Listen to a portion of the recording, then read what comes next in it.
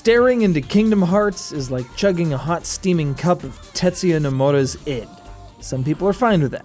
Some people are disgusted by the mere premise. But for more than a decade now, this unholy union of various Disney properties with the Final Fantasy equivalent of Cartoon All-Stars to the rescue has officially been a thing.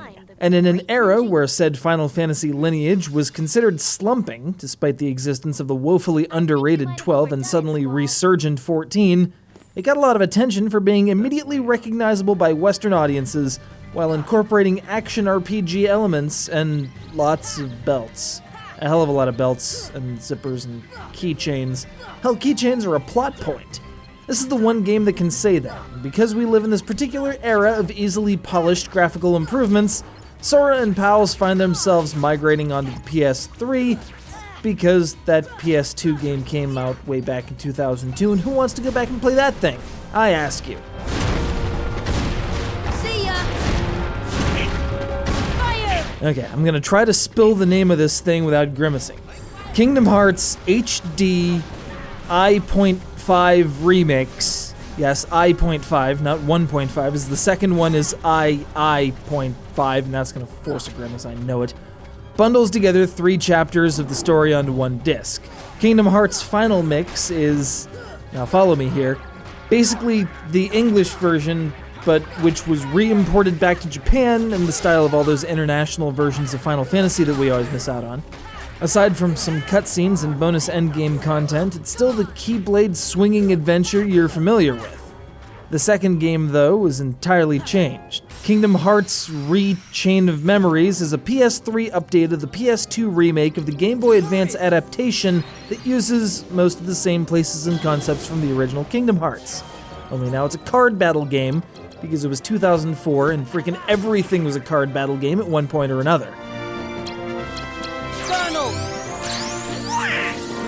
The last inclusion is kinda weird.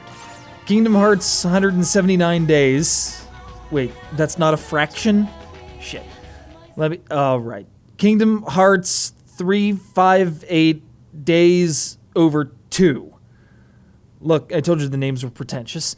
Anyway, this game about a bunch of nobodies originally happened on the DS, which makes it weird to port to the PS3. So Square took the most drastic approach, stripped out everything but the cutscenes, polished those up real good, and turned it into one huge 2.5-hour movie. No gameplay whatsoever. You sit back, obtain popcorn via legal means, and watch 2.5 hours of teenagers sitting on a ledge eating what I'm told is sea salt ice cream. And you try not to retch at the very concept. Even Masahiro Morimoto wouldn't go there. Yeah. What's wrong? I thought you'd wolf it down.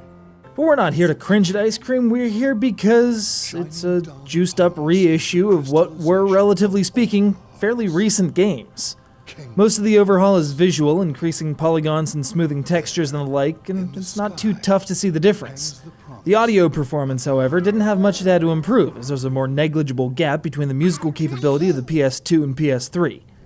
Each game, or game-like substance, does include some extra cutscenes, because I guess if you're going to redo all the assets, you might as well get some more mileage out of them, as well as the requisite spate of trophies. It's a great primer on the series, and a comprehensive first step for anyone who wants to learn what all this sea salt fuss is about, but if you already own the 3 games in question, it's a much harder task to justify paying for a few more slivers of plot and better graphics, especially with how much a burger costs at Disney these days.